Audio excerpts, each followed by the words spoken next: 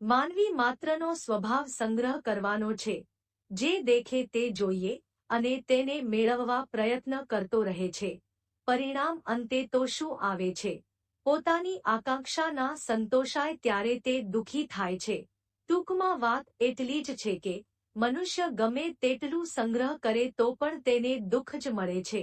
હંમેશા સુખ સંગ્રહ કરવામાં નથી, પરંતુ ત્યાગવામાં છે. આપણે ઘણી વખત પુસ્તકોમાં કે કથામાં સાંભળ્યું પણ હશે કે એક સમડી હતી, તેને માંસનો લોચો જોયો એટલે લઈ લીધો અને આકાશમાં ઉડી, તો તેની પાછળ બીજી ઘણી બધી સમડીઓ તે લેવા પાછળ પડી. અંતે તે સમડીએ એ માંસનો લોચ મૂકી દીધો તો બધી સમડી ચાલી ગઈ અને તે સમડીને શાંતિની અનુભૂતિ થઈ. આમ આપણે કોઈ પદાર્થનો સંગ્રહ કરવા માટે પ્રયત્નો કરીએ છે તો દુઃખ થાય જ છે.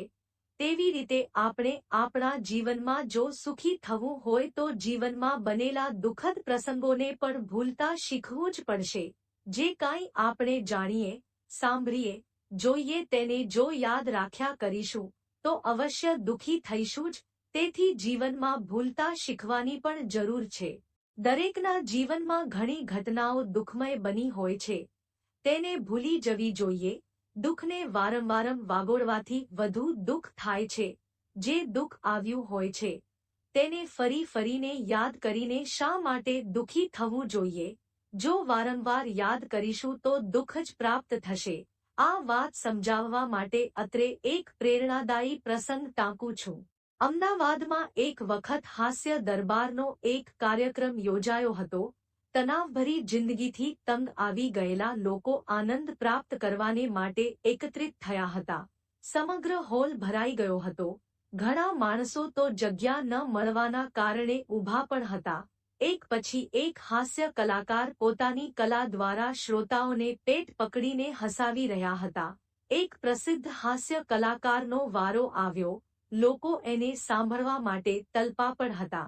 આથી જ આયોજકોએ એમનો વારો સૌથી છેલ્લે રાખ્યો હતો. હાસ્ય કલાકારે એક સુંદર જોકથી શરૂઆત કરી. જોક્સ એવો જોરદાર હતો કે લોકોનું હાસ્ય રોકાતું નહોતું.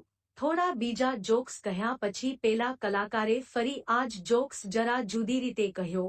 લોકોને મજા આવી પણ પહેલા જેવી નહીં. ફરીથી થોડા જોક્સ કહ્યા પછી પ્રથમ કહ્યો હતો તે જ જોક જરા જુદા અંદાજમાં કહ્યો. હવે લોકોના ચહેરા પર સ્મિત જ હતું. ખડખડાટ હાસ્ય તો અદૃશ્ય થઈ ગયું હતું. થોડા સમય પછી ફરીથી આ જોક આવ્યો. હવે તો લોકોને એકનો એક જોક્સ વારંવાર સાંભળીને રીતસરનો કંટાળો આવવા લાગ્યો. લોકો ઊભા થઈને ચાલવા લાગ્યા. હાસ્ય કલાકારે બધાને 2 મિનિટ માટે ઊભા રહેવા વિનંતી કરી. બધા પોતાની જગ્યાએ ઊભા રહી ગયા એટલે હાસ્ય કલાકારે કહ્યું, મારા ભાઈઓ બહેનો, મને માફ કરજો. એકનો એક જોક વારંવાર કહીને હું આપનો સમય બગાડવા નહોતો માંગતો, પરંતુ મારે આપનો તણાવ કાયમ માટે દૂર કરવાની એક દવા આપને આપવી હતી.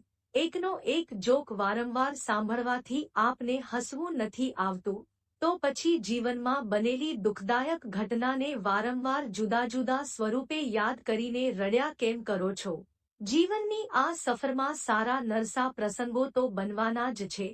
હાર્મોનિયમમાં સફેદ અને કાળા બંને રંગની ચાંપ હોય, માત્ર સફેદ ચાંપ જ દબાવવામાં આવે તો કર્ણપ્રિય સંગીતના જન્મે સફેદની સાથે કાળી ચાંપ પણ દબાવવી જ પડે. બસ એવી જ રીતે દુઃખદ પ્રસંગો પણ જીવનનો એક લાભ છે. એને અનુભવીને ભૂલી જઈએ. વારંવાર વાગોળવાથી પીડા ઓછી થવાને બદલે વધશે. તેથી જીવનમાં જ્યારે દુઃખદ બાબતો બને તેને યાદ ના રાખવી જોઈએ, તેને ભૂલી જવી જોઈએ. એવી વાતોને યાદ કરીને વધુ દુઃખી થવાનું થાય છે. તેથી તેને ભૂલી જવામાં જ મજા છે. આપણે કોઈની સાથે બોલાચાલી થઈ હોય, કોઈએ આપણને અન્યાય કર્યો, કોઈએ વિશ્વાસઘાત કર્યો હોય ત્યારે આપણને ખૂબ જ દુઃખ થઈ આવે છે. પરંતુ આ તો જીવન છે. જીવનમાં તો આવું બન્યા જ કરવાનું. બધા માણસો સરખા નથી હોતા. તેમ જીવનમાં બધા દિવસો પણ સરખા પસાર નથી થવાના. એ વાસ્તવિકતાને આપણે સ્વીકારવી જ પડશે. તેથી જ કહ્યું છે કે નિરંતર જિંદગીમાં દુઃખના દાહડા નથી હોતા, ચમનમાં ફૂલ પણ છે, એકલા કાંટા નથી હોતા, સમય એવોય આવે છે આ જિંદગીમાં કે જ્યારે સાથમાં ખુદના જ પડછાયા નથી હોતા. બસ જીવન છે, આ જીવનમાં કડવા અને મીઠા પ્રસંગો તો બનવાના જ છે. કડવા પ્રસંગોને યાદ કરીને ક્યાં સુધી દુઃખી થતા રહેશું?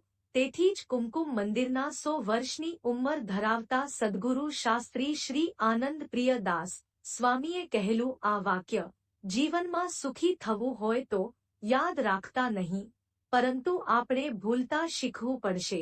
આપણે આપણા જીવનમાં જેટલું વહેલું ઉતારીશું એટલા વધુ સુખી થઈશું.